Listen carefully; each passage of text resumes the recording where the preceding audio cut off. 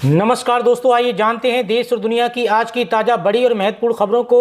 पर उससे पहले वीडियो को लाइक कमेंट जरूर करें और साथ ही ये भी बताएं कि आप इस वीडियो को किस राज्य और किस जिले से देख रहे हैं।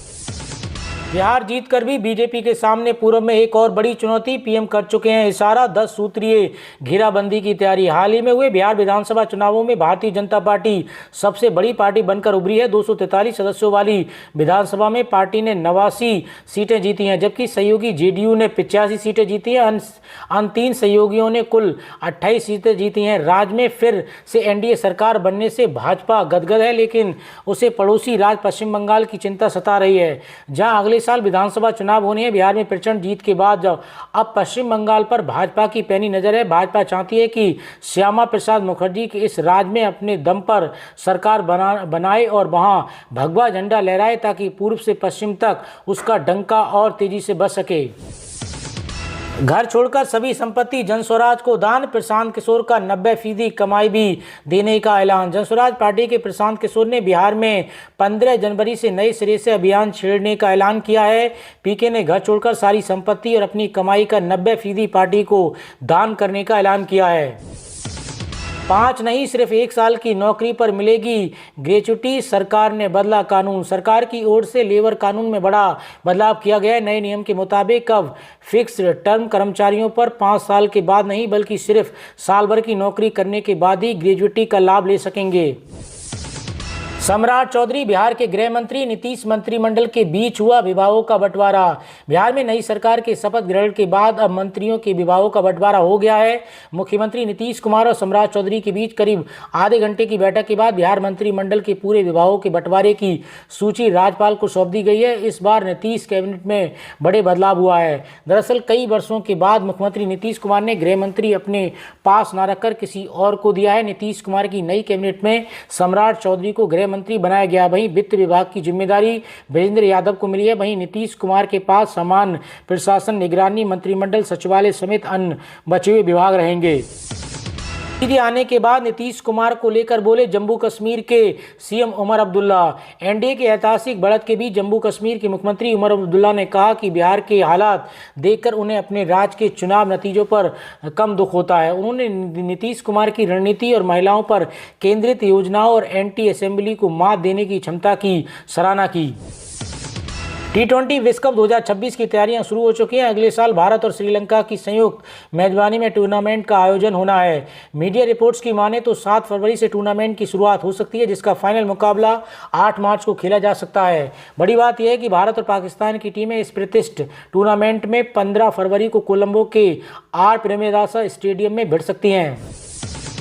पीएम किसान सम्मान निधि योजना की 21वीं किस्त के बाद किसान भाइयों के लिए एक और बड़ी खुशखबरी। कृषि मंत्री बोले पूरी भरपाई होगी। किसान सम्मान निधि योजना की 21वीं किस्त देने के बाद केंद्र सरकार ने किसानों को एक और बड़ी राहत देने का ऐलान किया है। अब प्रधानमंत्री फसल बीमा योजना में ऐसा बदलाव किया गया है जिससे लंबे समय से मांग हो रही थी। केंद्रीय कृषि मंत्री शिवराज सिंह चौहान ने घोषणा की है कि अब जंगली जानवरों का हमला और अतिवृष्टि से होने वाली बाढ़ या जलभराव दोनों तरह का नुकसान फसल बीमा योजना में पूरी तरीके से कवर किया जाएगा। उदयनिधि स्टालिन ने संस्कृत को मरी हुई भाषा बताया। कहा तमिल की परवाह तो हिंदी क्यों थोप रहे हैं। बीजेपी बोली तमिल में संस्कृति के कई शब्द।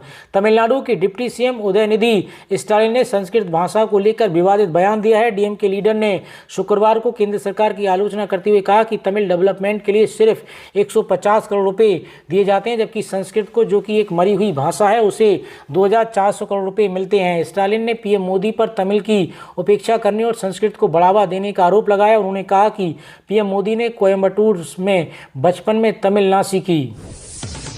राजस्थान में 43.46 करोड़ की लागत से बन रही है 49 किलोमीटर लंबी सड़क। सफर होगा आसान, विकास को मिलेगी रफ्तार।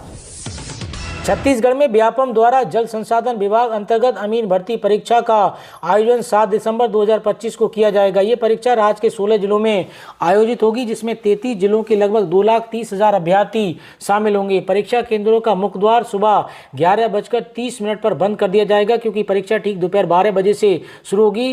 परीक्षा दिवस पर अभ्यर्थियों को केंद्र पर परीक्षा प्रारंभ होने से कम 2 घंटे पहले पहुंचना होगा। व्यापम द्वारा अभ्यर्थियों के लिए विस्तृत दिशा निर्देश जारी किए गए हैं। टिकट दो वरना चुनाव में नोटा का बटन दबाएंगे। महाराष्ट्र में सिया मुस्लिम समुदाय ने दी चेतावनी। सिया समुदाय का कहना है कि अगर उनके समुदाय के नेताओं को टिकट नहीं दिया गया तो सिया समुदाय की आबादी वाले इलाकों में सामूहिक रूप से नोटा का बटन दबाया जाएगा।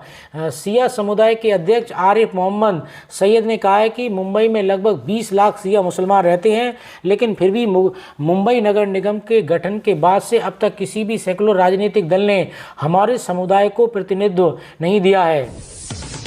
3,975 करोड़ की लागत से खगड़िया पूर्व सड़क का बनेगी 4 लेन। केंद्र सरकार का बड़ा फैसला। केंद्र सरकार ने बिहार को एक बड़ी खुशखबरी दी है। खगड़िया से पूर्णिया तक जाने वाली सड़क को अब 4 लेन में बदलने की मंजूरी मिल गई है। ये सड़क सीमांचल की लाइफलाइन मानी जाती है और इसके चौड़े होने से लाखों लोगों को राहत मिलेगी। 6 दिसंबर को रखी जाएगी बाबरी मस्जिद की आधारशिला। टीएमसी विधायक ने किया ऐलान। पश्चिम बंगाल में टीएमसी विधायक हुमायूं कबीर ने नई बाबरी मस्जिद बनाने का दावा किया है। उन्होंने कहा है कि मुर्शिदाबाद के बेलडांगा में 6 दिसंबर को बाबरी मस्जिद की आधारशिला रखी जाएगी। इस दिन सीएम ममता बनर्जी और अभिषेक बनर्जी कोलकाता में एक सभा को संबोधित करेंगे। 6 दिसंबर 1992 को अयोध्या में बाबरी मस्जिद का ढांचा गिराया गया था। जीसीबी पर चढ़कर निकाली पदयात्रा। धड़ाम से मुंह के बल नीचे गिरे बीजेपी के जिला अध्यक्ष। श्रीबस्ती में सरदार पटेल जयंती पर निकाली यूनिटी मार्च पदयात्रा के दौरान बड़ा हादसा हो गया जब भाजपा जिलाध्यक्ष बुलडोजर के आगे वाले हिस्से पर खड़े थे और अचानक मशीन नीचे झुकने से संतुलन खोकर मुंह के बल सड़क पर गिर पड़े। घटना का वीडियो अब तेजी से सोशल मीडिया पर वायरल हो रहा है। दक्षिण अफ्रीका के खिलाफ दूसरे टेस्ट के लिए टीम इंडिया का हुआ ऐलान। शुभम गिल बाहर, ऋषभ पंत बने नए कप्तान। भारत और दक्षिण अफ्रीका की टीमों के बीच आज से गुवाहाटी के मैदान पर दूसरा टेस्ट मैच खेला जाना है।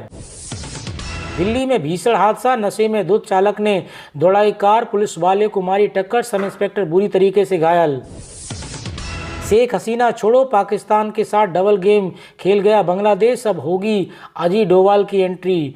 बांग्लादेश के आला कमानों से अपना देश संभल नहीं रहा है और सारे मिलकर शेख हसीना के पीछे पड़े हैं। पहले उन्हें देश से खदेड़ा गया, अब उसी देश में हसीना को फांसी पर लटकाने की सज़ा सुनाई गई है। इस वक्त वो भारत में है और बांग्लादेश जानता है कि वो यहाँ शेख हसीना का बाल भी बांका नहीं कर सकता। पहले यूनिस के देश ने भारत को शेख हसीना को लौटाने की अपील की थी, लेकिन ठेंगा मिला। इसी बीच बांग्लादेश के राष्ट्रीय सुरक्षा सलाहकार डॉक्टर खलीलुल रहमान भारत भेजे गए हैं।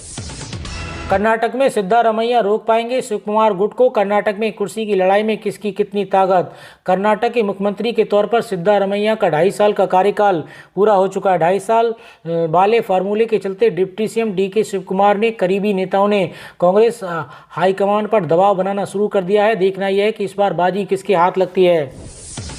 उत्तर प्रदेश के गाजियाबाद पुलिस ने कोडीन मुक्त कफ सिरप सिंडिकेट के आरोपियों को बचाने के लिए 4 लाख की घूस लेते इंस्पेक्टर रमेश सिद्धू को गिरफ्तार किया गया। ये मुख्य घूस आरोपी आसिफ और उसके करीबों की मदद के लिए दी जा रही थी। सिंडिकेट का मास्टरमाइंड शुभम जायसवाल है, जो फर्जी फॉर्मों से सिरप को नेपाल और बांग्लादेश तक सप्लाई करता है। भारत का तेजस लड़ाकू विमान दुबई के एयर शो में हुआ क्रैश, पायलट की मौत। भारतीय वायुसेना में दुबई एयर शो में तेजस विमान ने दुर्घटनाग्रस्त होने की पुष्टि कर दी है। वायुसेना ने बताया कि हादसे में विमान के पायलट को गंभीर चोट आई है, जिसकी वजह से उसकी मौत हो गई। एसआईआर की प्रक्रिया में खामियां। चुनाव आयोग ने 7 बीएलओ को भेजा कारण बताओ नोटिस। चुनाव आयोग ने कोलकाता के बेलिया घाट क्षेत्र में 7 बूथ स्तरीय अधिकारियों को एसआईआर गणना प्रपत्रों के डिजिटलीकरण में खामियों के कारण बताओ नोटिस भेज दिया है। बंगाल के मुख्य चुनाव अधिकारी कार्यालय ने बताया कि नोटिस अनुचित डिजिटल के संबंध में है।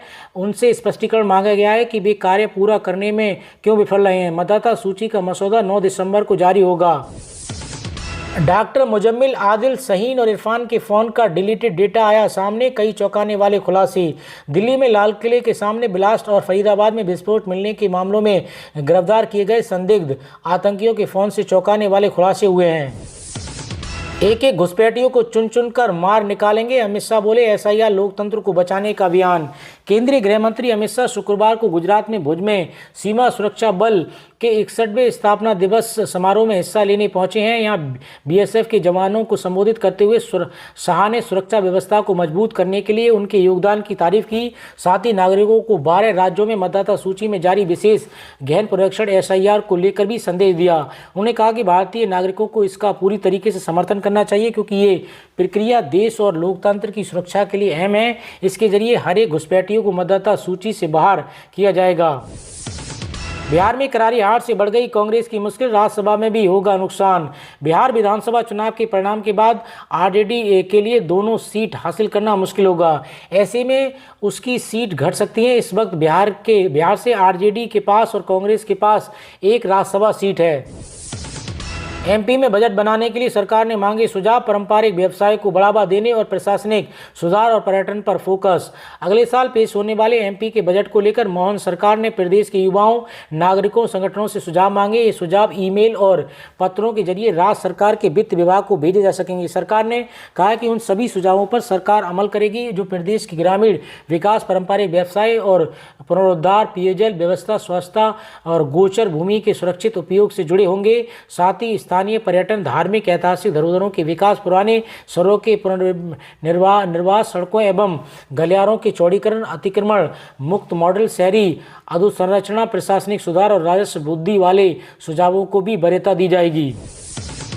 मध्य प्रदेश में प्रमोशन में आरक्षण, सपाक्स के वकीलों ने रखा पक्ष, बोले ऐसी की गाइडलाइन नहीं हो रहा है पालन, बिना आंकड़े जुटाए लागू की जा रही है प्रमोशन पॉलिसी। पुरानी पेंशन बहाली, ओपीएस की मांग को लेकर देश भर के लाखों अधिकारी और कर्मचारी 25 नवंबर को दिल्ली के जंतर मंतर पर बड़ा विरोध प्रदर्शन करेंगे। ये महारैली national movement of old pension scheme के राष्ट्रीय अध्यक्ष विजय बंधु के नेतृत्व में आयोजित की जा रही है। पैन कार्ड की गलती पड़ेगी भारी, देना पड़ सकता है 10,000 रुपये का जुर्माना।